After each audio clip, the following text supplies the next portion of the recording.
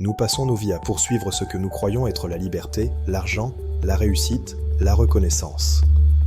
Cette quête incessante de possession matérielle et de validation externe est souvent perçue comme le chemin vers une vie épanouie et libre. Nous sommes conditionnés à croire que plus nous accumulons, plus nous serons heureux et indépendants.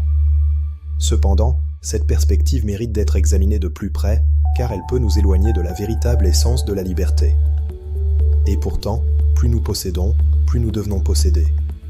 Cette paradoxale réalité est au cœur de la philosophie stoïcienne. L'accumulation de biens, loin de nous libérer, peut nous enchaîner à des préoccupations matérielles, à la peur de perdre ce que nous avons acquis, et à un désir insatiable de toujours plus.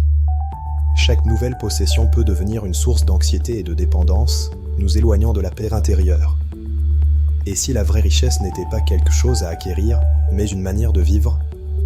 Le stoïcisme nous invite à reconsidérer notre définition de la richesse. Il suggère que la véritable abondance ne réside pas dans ce que nous accumulons, mais dans notre capacité à vivre en accord avec nos principes, à cultiver la vertu et à trouver la sérénité en toutes circonstances. C'est une richesse intérieure, indépendante des fluctuations du monde extérieur. La richesse ne consiste pas à avoir de grandes possessions, mais à avoir peu de besoins. Épictète. Cette citation d'Épictète, un ancien esclave devenu philosophe stoïcien, résume parfaitement l'essence de cette approche. Elle nous pousse à réfléchir sur la nature de nos désirs et sur la possibilité de trouver le contentement non pas en ajoutant, mais en soustrayant. La liberté, selon Épictète, vient de la maîtrise de soi et de la réduction de nos dépendances matérielles.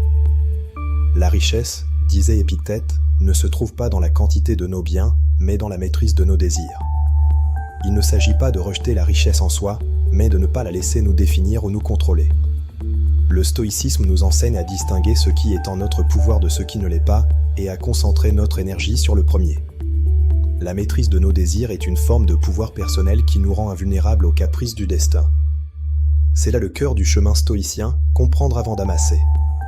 Avant de chercher à accumuler des biens, le stoïcien cherche à comprendre la nature de la vie, la valeur de la vertu et la futilité des désirs excessifs.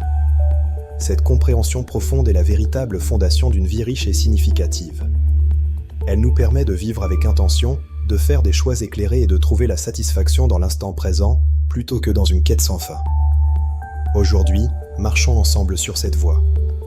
Lentement, calmement, vers ce lieu intérieur où le manque s'efface. Ce chemin est une invitation à la réflexion, à l'introspection et à la transformation personnelle. Il ne s'agit pas d'une course, mais d'une exploration patiente de notre monde intérieur. En cultivant la gratitude, la modération et la sagesse, nous pouvons découvrir une source inépuisable de paix et de contentement, indépendamment des circonstances extérieures. Nous vivons dans une époque qui glorifie le plus d'argent, plus d'influence, plus de confort. Mais à quel prix? Cette glorification du matérialisme et de la consommation rapide nous pousse souvent à sacrifier notre temps, notre énergie et notre bien-être pour atteindre des objectifs qui, une fois atteints, ne nous apportent pas toujours le bonheur escompté. Le stoïcisme nous invite à questionner cette course effrénée et à évaluer le coût réel de nos aspirations. Ce n'est pas l'homme pauvre qui a peu, mais celui qui désire toujours plus. Sénèque. Sénèque, un autre grand philosophe stoïcien, met en lumière l'idée que la pauvreté n'est pas une question de possession, mais d'état d'esprit. Celui qui désire toujours plus, quelle que soit sa fortune, sera toujours dans le manque. En revanche, celui qui se contente de ce qu'il a, même si c'est peu, est véritablement riche. Cette perspective nous encourage à cultiver la gratitude et à trouver la satisfaction dans le présent. Le stoïcien ne rejette pas la richesse, il lui rend simplement sa place, un outil, non une identité. La richesse matérielle peut être utile pour subvenir à nos besoins, aider les autres et réaliser des projets. Cependant, elle ne doit pas définir qui nous sommes ni devenir la source principale de notre bonheur. Le stoïcisme nous enseigne à utiliser la richesse avec sagesse et modération, sans nous y attacher émotionnellement. Elle est un moyen, pas une fin en soi. Quand on cesse de courir après la richesse, on découvre souvent qu'elle était déjà là, dans la paix, la gratitude, la présence à soi-même. En nous libérant de la quête incessante de possession, nous ouvrons la porte à une forme de richesse plus profonde et plus durable. La paix intérieure, la gratitude pour ce que nous avons, et la pleine conscience de l'instant présent sont des trésors inestimables que le stoïcisme nous aide à cultiver.